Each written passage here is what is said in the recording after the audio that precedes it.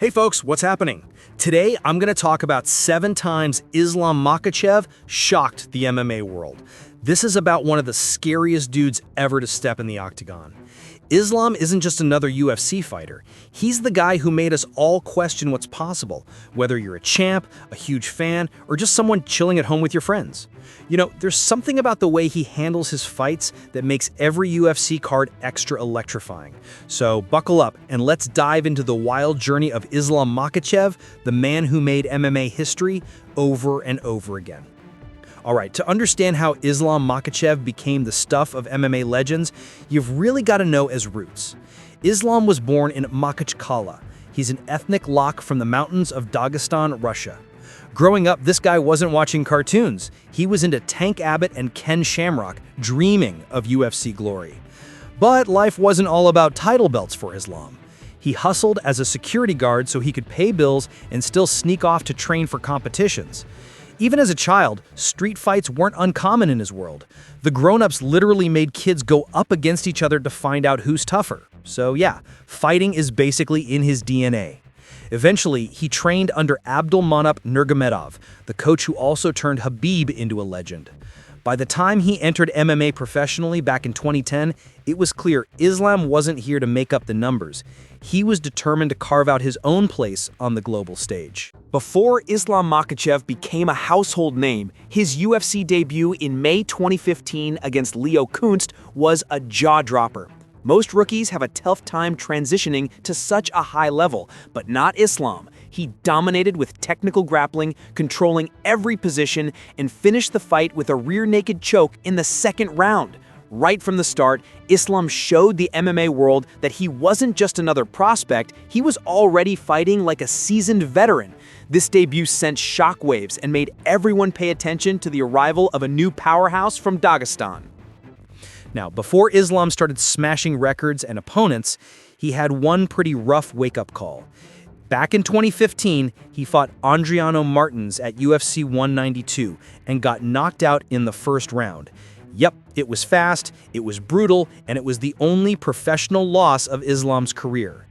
Sometimes people say losing breaks fighters down, but for Islam, it was the total opposite. It was the turning point. He took that L, changed up his strategy, and came back even stronger. Seeing this kind of bounce back is what makes fighters like Islam kind of mythical. Nobody expected how much that defeat would teach him, but soon enough, he was back like a machine, very different from the guy who lost that night. When Islam started racking up win after win, people noticed he was following in Khabib's footsteps. But then something wild happened. He started to go beyond just wrestling. Suddenly, this guy was submitting fighters from every position, knocking people out and making super technical moves nobody saw coming. For instance, his arm triangle chokes got legendary quickly, but he also showed insane striking. Islam wasn't just a clone of Khabib, he was like a more methodical, robotic version, almost impossible to stop. His victories over guys like Davy Ramos and Drew Dober showed the MMA world he wasn't just another Dagestani wrestler, he had his own playbook completely. Fast forward to UFC 280 in October 2022, and the whole world tuned in for Islam versus Charles Oliveira. I remember thinking, how is anyone going to handle Oliveira's wild jiu-jitsu? What shocked everyone is how Islam managed to dominate and finish Oliveira with an arm triangle choke in the second round. Not only did he win the fight, he won the vacant UFC lightweight championship. People weren't expecting that much confidence from him in such a high-stakes match. After knocking Oliveira down, Islam locked in the submission and grabbed that belt, proving that he was now the guy at lightweight. This one honestly blew my mind. Islam didn't just fight Volkanovski once, he fought him twice, and shocked us both times. The first match at UFC 284 had everyone glued to their seats. Nobody thought the UFC featherweight king would give up easily, and the fight was a back-and-forth war. Islam held his own against a pound-for-pound monster, using grappling, clinch control, and smooth striking, and finally won by unanimous decision after a full 5 rounds. But what really shocked the world was the rematch at UFC 294, where Volkanovski stepped in as a late replacement and got head-kicked and finished by Islam in just over 3 minutes. 2 fights, 2 wins, and the second was a performance nobody expected. Islam showed he was more than just a wrestler, he's straight up dangerous everywhere. You know how sometimes a fight is hyped so much you can hardly wait? That's what happened at UFC 302 when Islam took on Dustin Poirier in June 2024. The buildup was crazy. Poirier is a master of fighting through tough spots, and fans thought Islam would finally face his hardest test. But Islam completely dismantled Poirier with a Bravo choke in the 5th round. It wasn't just a quick victory, it was methodical, technical, and showed Islam could push all the way into deep waters and still come out on top. He also picked up both Performance of the Night and Fight of the Night bonuses for that one. This was another moment where the MMA world just had to slow down and say, how does this guy keep pulling off the impossible? The most recent jaw-dropper was January 2025, UFC 311 against Renato Moicano. Here's the crazy part. His original opponent, Arman Tsarukyan, got injured just one day before the fight. Islam didn't care. He took on Moicano on short notice and finished him with another Bravo choke in under 5 minutes of the first round. No warm-up, no excuses, just pure dominance in the cage. With that win, Islam broke the record for most consecutive lightweight title defenses. 4. Nobody in UFC lightweight history had achieved that before. That's the kind of achievement that gets fighters remembered forever.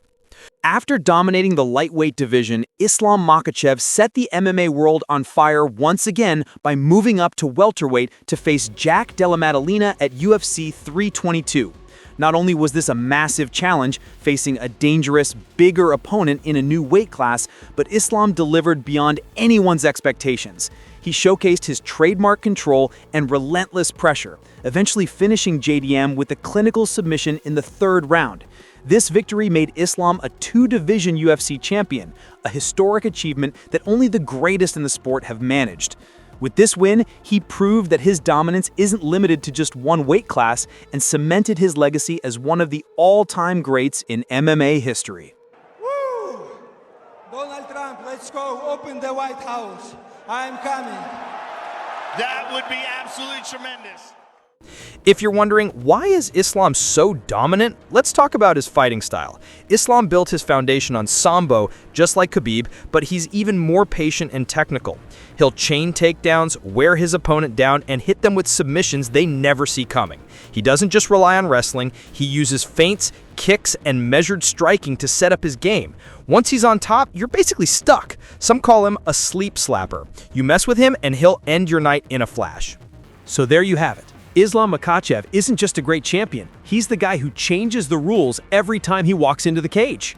He battled through defeats, built his own style, rescued the lightweight division, and set the world on fire with his wins. Now, as he aims for welterweight glory, the whole fight world is ready for even more surprises.